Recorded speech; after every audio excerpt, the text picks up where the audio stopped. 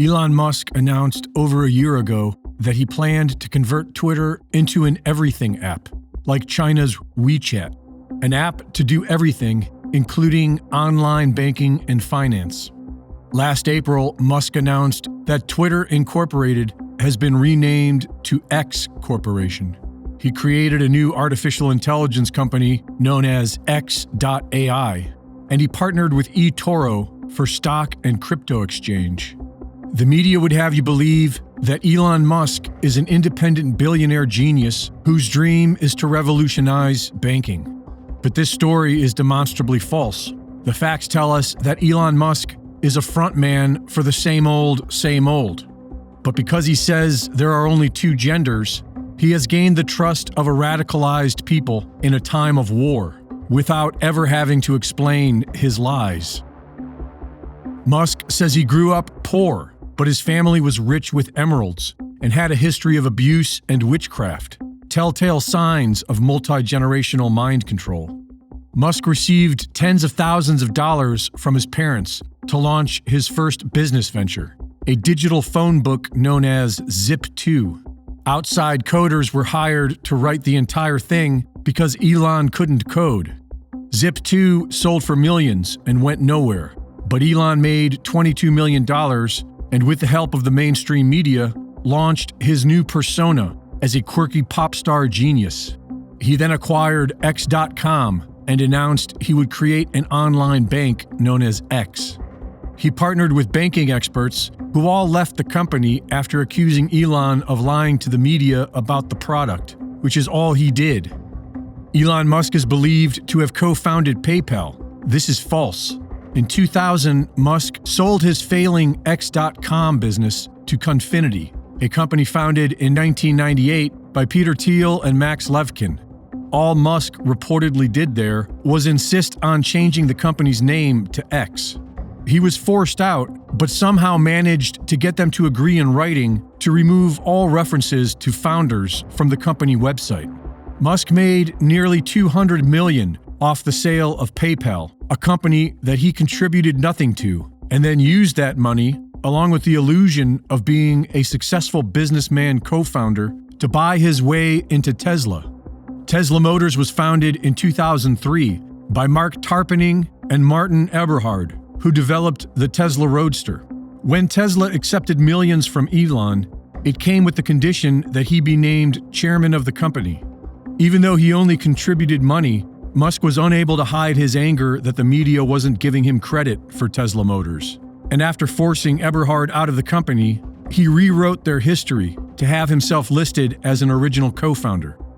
The obvious fake persona of a billionaire quirky genius has worked so well that few even question SpaceX. The official story is that Elon, who has absolutely no experience with rocket science, came up with the idea for SpaceX while traveling to Russia with the CIA's Michael Griffin of In-Q-Tel.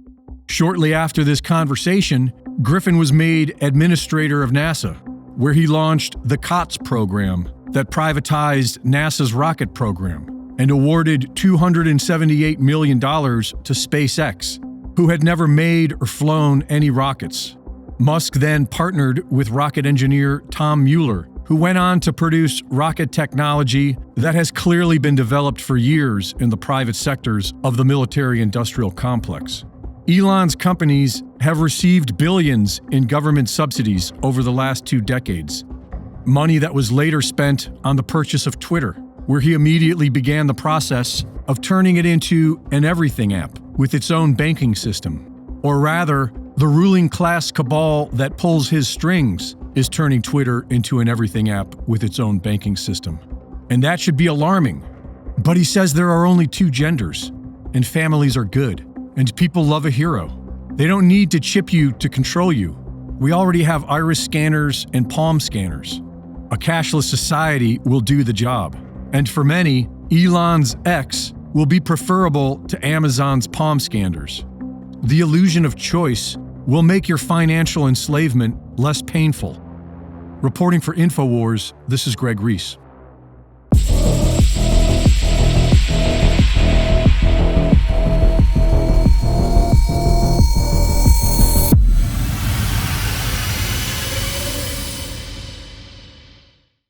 Thank you for watching the latest Greg Reese Report. Be sure to go to reesereport.com to see my latest videos, sign up for my free newsletter, and subscribe for exclusive content. And be sure to support my sponsor at InfoWarsStore.com.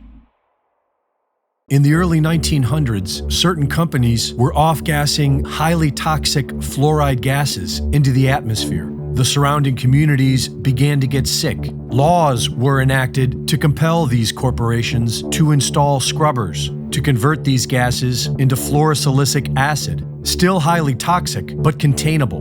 Now these companies had a stockpile of this poison, and there was no affordable way to dispose of it. Lucky for them, one of their major stockholders was also the Secretary of the Treasury, who was responsible for the Public Health Service at the time. And by 1950, the US government began buying this toxic, untreated industrial waste product and dumping it into our drinking water. Reputable studies show that it's causing various cancers and other disease. With the Alexa Pure Pro, you can have clean drinking water and a remedy to this madness.